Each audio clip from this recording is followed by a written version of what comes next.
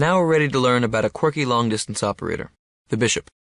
Bishops can move as far as their path is unblocked, along a diagonal. So in this position, the bishop can move to any of these squares. The major drawback of a bishop is that it can only touch the squares in the color on which it travels. So a bishop that begins on dark squares can only touch the 32 dark squares on the chessboard. Of course, a bishop that begins on a light square can only touch the 32 light squares on the chessboard. So we call our bishops a dark squared bishop or a light squared bishop. So while a bishop can go very far with one move, it's relegated to only half the squares in the chessboard. This is why the bishop is worth only 3 pawns.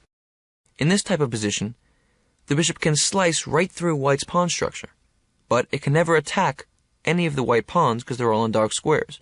So here you can see both the pros and the cons of a light squared bishop. Like every other piece except for the pawn, the bishop captures the way it moves. It cannot jump over other pieces. And if a bishop is blocked in by its own pawns, it's considered a bad bishop. You always want to maximize the mobility of your chess pieces. Here, the white bishop is blocked in by its own pawns, and can't do anything active. The black bishop, on the other hand, is free to roam and can attack the white pawns on dark squares. In this position, black is winning, because he has the better bishop. Now let's take a moment to talk about quality in chess. We say that each piece has a numerical value. Bishops are worth 3 pawns, rooks are worth 5 pawns. But in fact, the values of pieces fluctuate with the board position, and it's important to learn about the principles which determine what makes a given kind of piece more or less powerful. It turns out, for instance, that bishops are much better in open games than in closed games. An open game, by the way, is when the central pawn structure is not blocked. In this position, the pawns are wide open, so the bishop can cut through the whole position. Here, on the other hand, the bishops are locked in by the pawns. Knights, on the other hand, while they're also worth roughly 3 pawns, are better in closed games. We'll learn about the knights soon, but for now just remember that knights are the only piece that can jump over other pieces. So in a closed game, a knight can leap into attack, while other pieces are locked in. So if you have a bishop against a knight, you want to open up the game. With knowledge of these principles, as they'll be taught in this course, you'll be able to make long-term strategic decisions, even in your first weeks of play. Just to show you the power of centralization in chess, and also to show you the power of the bishop, take a look at this position. Here white's 2 bishops, on d5 and e5, cover all of these squares. But of course notice that the white bishop alone only covers these, and the black bishop covers the rest. So the power of 2 bishops is very important to understand.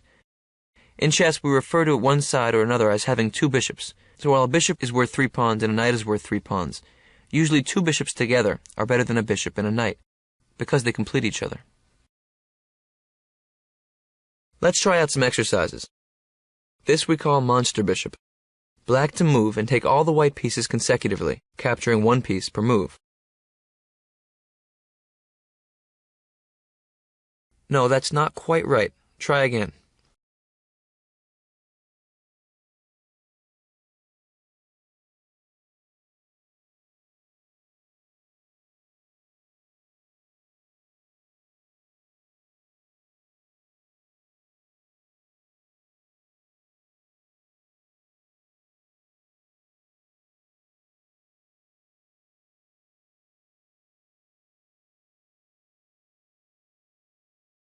Good job, you found the right sequence to capture all the white pieces. Take a look at this position. First, click on all the black pieces that the white bishop can capture.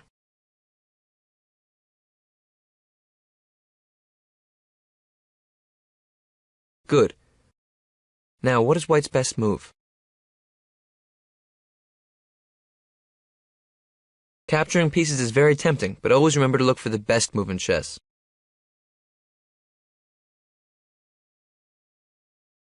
Excellent work. Bishop d4 is checkmate and ends the game right away. Here white has 2 bishops for a rook. What is white's best move? I'm sure you see that the black rook is attacking the h2 bishop. Bishop f4, very good. King b1. What's the next move?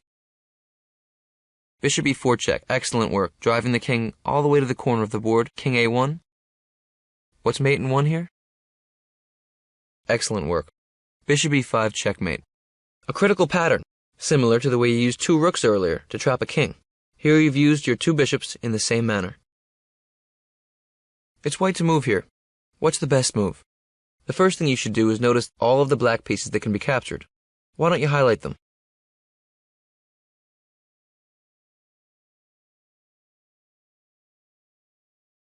Good job. Now which is the most valuable piece that can be taken?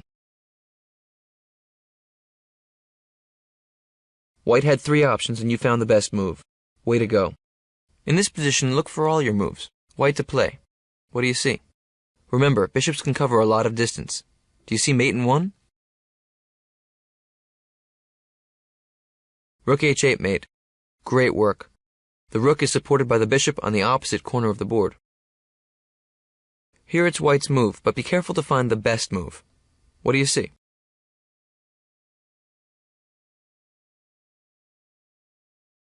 Excellent work. Rook b6 mate combines the rook and the bishop to win the game. Sometimes when we're closest to victory, we release the tension of the game and throw everything away. Notice how terrible a mistake rook takes f5 would have been. Here black is stalemated. There are no legal moves. Once again in this position, you want to find the best move. White to play. Good job. Force the black king to move out of danger and win a rook for free. What is white's best move? This one is tricky and it introduces a new idea, a tactic called the fork.